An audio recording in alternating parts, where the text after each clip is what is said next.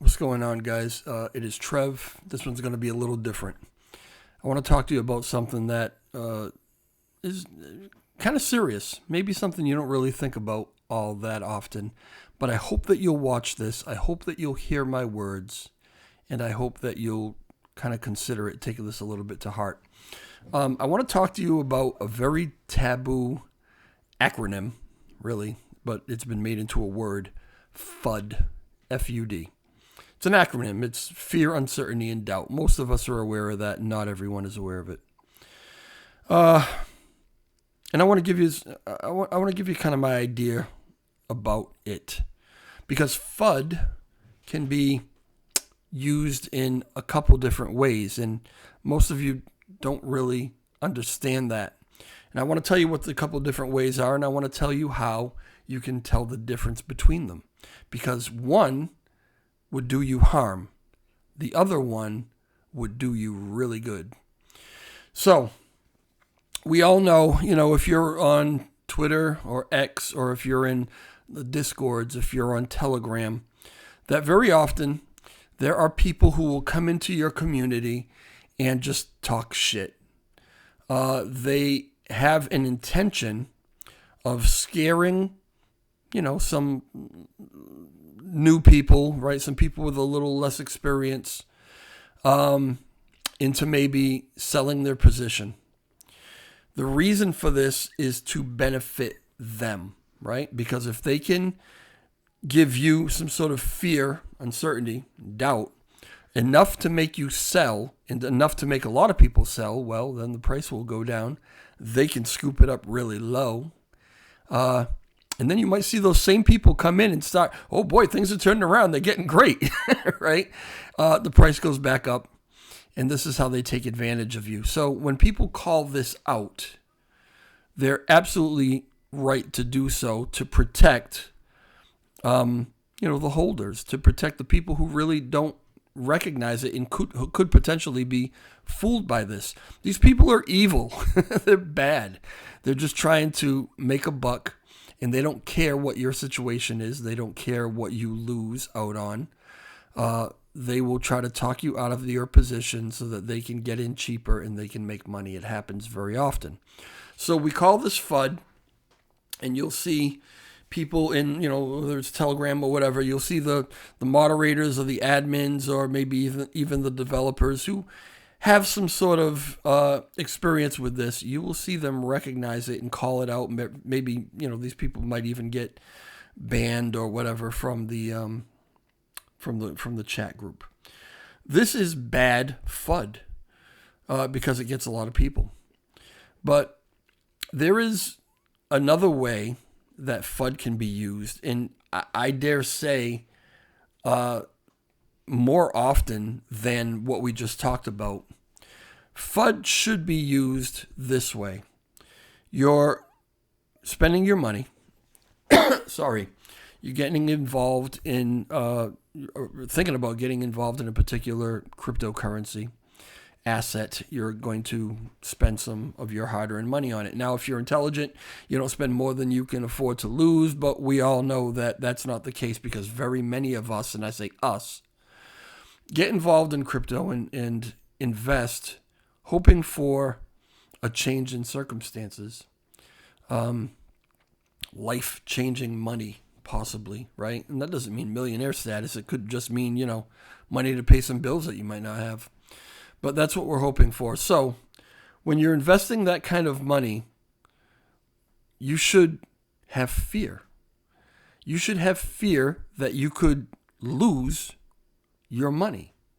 It's like gambling, right? It's exactly gambling, because you're taking some of what you really don't have a lot of and you're hoping you can turn it into more, but there's always the opportunity or the situation where you may even lose that little bit. So you should be afraid of that. That's the fear part. Uncertainty, well, there are a lot of different cryptocurrencies out there. Am I investing in the right one? Is this the one that I should put the money into? How much of it should I buy? Should I diversify? Should I buy a little of this one, a little of that one? What should we do, right? We're uncertain about those things. Because there's no way you can be certain. None of us have a crystal ball. That's the fear, that's the uncertainty, and now leaves the doubt. Well, you've got people, influencers, who are pushing a particular narrative and a particular cryptocurrency that they are most likely invested in or getting paid to push, to shill to you, and you should doubt what they say. Fear, uncertainty, and doubt in this way will lead you to do your own due diligence, which is what we tell you all the time, to do your own research. Because if all you do is listen to what somebody else says is good and jump into it, that's not how you trade. You're going to lose your money. And if you didn't have a lot of money to begin with, you were kind of broke, you're going to be broker, right? You don't do it that way. Fear, uncertainty, and doubt when you're spending your hard-earned money is what can keep you safe. So FUD is sometimes a bad thing, but sometimes it's your friend if you use it correctly. Now, there are people who have tried to change the definition of FUD. They have given it an absolute negative connotation, and every time you hear it, you immediately think someone is trying to screw you. Well, someone probably is trying to screw you, but it's not the person that you think, right? People who say that one is spreading FUD or that one is a FUDder or whatever, right? It's because they don't want you to hear what they don't want you to hear. And if someone is trying to give you some solid advice and tell you to be careful and bringing up something that could potentially be a red flag and hoping that you actually consider this before you get invested, that's not FUD. That's somebody being your friend. That's someone trying to help you out as much as they can. You should be happy about that. But those people don't want you to hear that because they want you to invest your money in what they've invested their money in, because only then might the price go up, right? Or if you're in something that they're in, they don't want you to sell it. They don't want you to have any uncertainty, even if something negative is going on. They don't want you to know about that. They don't want anybody to tell you about that, because if you start to dump, then they're holding a shitload of it. The value goes down and they're ass out, right? It's very, very selfish. You've got to know the difference. And those are basically the differences, right? You have to kind of use your own brain and ask, what does this person have to gain by telling me these potentially negative things or these potentially, things that I need to be cautious about? What do they have to gain by it? Is what they have to gain by it that if I sell, they can buy cheaper? Is that their motivation, right? Or do they not have nothing to gain by it? Are they just being kind of legit and letting me know something that I should know? And this is what you have to determine when you're listening to things that cause you to have fear, uncertainty, and doubt. It's tricky because a lot of times, you're dealing with a bunch of wolves in sheep's clothing, and they have a smile on their face, and they're people that you trust, and they're people that have a lot of followers, and they're people that have been doing this longer than you. So you just assume that they know more than you because they have a YouTube channel or whatever the situation is. And they're friendly. They make you feel like you're in their community and in their family, right? But the fact of the matter is, they're looking out for their family. They're not looking out necessarily for your family. I'll give you a quick example, and I have to go back to the AMC thing. And this was absolutely legit. I called it out back then, and I got to say, I've been absolutely proven right. Back when AMC, the whole thing about the MOAS, right? The mother of all short squeezes. This was a really, really big thing that was happening. And you had a lot of influencers, a lot of YouTube guys, particularly, who had thousands of AMC. AMC was, $8, $7. It went down, it went up, it went, here and there. But they really were pushing this narrative of this MOAS, this mother of all short squeezes, which they may have at one point actually believed in. And so they bought, let's say they had 2,000, which doesn't sound like a lot, but when we're talking about stock, yeah, it's a little more, right? So let's say they had 2,000 AMC shares, okay? If AMC squeezed and the price went to $500, which is less than what GameStop went to when GameStop squeezed before they stopped it, right? If it went to $500, do the math. They've got $1 million. They're millionaires, right? But a lot of people didn't have 2,000 shares of AMC. Again, they were like, $7, $8. I mean, that's a lot of money to spend. So the regular holder might have had 100 or 200. Let's say you even were really doing well and you had 500. Well, they pushed this narrative to everyone that this thing was going to squeeze harder than anything has ever squozen before. Squozed, whatever, right? And it's going to reach heights that cannot be stopped. It is going to go to $2,000, $3,000, $4,000, $5,000. They're not going to be able to stop it. And everybody was pushing this narrative. All the influencers, right? All the influencers who had thousands of them. They only needed it to get to $500 to become a millionaire. But when you had 500 of them, you need it to get to $2,000 and you'll have your millionaire status, right? Now, if they convinced you that it's going to go to 5,000 and they drove that into your head, of course you're going to hold it until 2,000. And even more so, of course you're going to hold it past 500, right? So if they didn't tell you that, if they told you, maybe, hopefully we can get to $300, $400, $500. If they told you that, you might sell before they ever reach their millionaire status.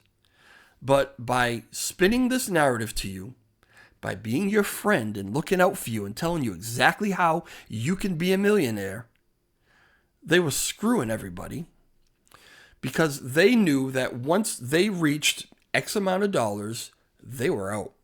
They were selling. They were gone. And now, once they all sold and the price started coming down, where did that leave you? You never got to your 2,000 that you needed it to get to become a millionaire. You never even got to 500, 600 maybe because that's where they sold and they got out, right? This happens all the time. Do not fool yourself. Don't think that because this guy's a great guy, nice guy, helps everybody. Oh, he does, he's on every day, just helping people and giving his opinion or whatever. Don't think for a minute that your wealth comes before that of his or hers and their families. It does not. And so you've got very many people who are holding a lot of something right now who will spin a narrative to you that even if it's not doing well right now, you got to hodl. You got to hodl because if you hodl, things are going to turn around. The bull market's coming. There are so many things that could turn this thing around and boy, is it going to skyrocket, right? They need you to hold because they've got a lot of it, a lot more than you. And if you hold, they can get to their set price. They can cash out. They can make a lot of money. And then they don't give a damn what happens to the price after that, whether you make money or not. That's the God's honest truth. Not of everybody, obviously, but of more people than you think. The people right now, maybe that you're following and that you trust and you're saying, yeah, but not him. Yeah, but not her. Yeah, maybe him. Yeah, maybe her. I hate to say it, but it's true, right? And I've got to say it because no one else will say it. So there it is. What's more dangerous than FUD? Confirmation bias. Confirmation bias is more dangerous than FUD because FUD, again, if you're using it correctly, it can protect you. Confirmation bias is basically what these guys and gals do to feed your hopes and your dreams so that you'll hold and they can achieve whatever it is that they want to achieve. When you have something, when you're holding something and you want it to do well and you want it to go up, even if it's not looking that way, even if things are looking very, very grim, right? They will tell you exactly what you want to hear. They'll tell you, yeah, it's going to go up. Yeah, just hold on. It's going to go to this price. It's going to get to a penny. It's going to get to $1. It's going to do this. It's going to do that. Why would they tell you otherwise? If they tell you otherwise and they're holding a lot of it, you might sell and they're not going to make anything. Understand that a lot of these people are very, very smart. They've already taken out their initial investment, so they have nothing to lose. So everything that they have in there right now, even if it doesn't seem to be going in anywhere, they can just sit back and wait for a miracle, for maybe it will go somewhere, but it's not going to go anywhere if they tell you, this might not work. It might not happen. It might not go anywhere, because you'll sell, you'll go put it into something else, and then it'll never get there for them. This is tough to hear. It's tough to believe that some of the people that we really, really trust in this space might do that. But look out for yourself is all I'm saying. Use your brain, not someone else's. Do your own research, your own due diligence. Go with your own gut. Don't ever go against it. Don't go with what someone else is telling you should do, because more times than not, you will get wrecked. And that's tough love today from DJ Trev. I hope you listen to it. I hope you take it into consideration. And I hope that you're safe with your trades and with your money, because you probably got a bunch of people relying on you. So don't be fooled. All right. I'll talk to you later. Ciao.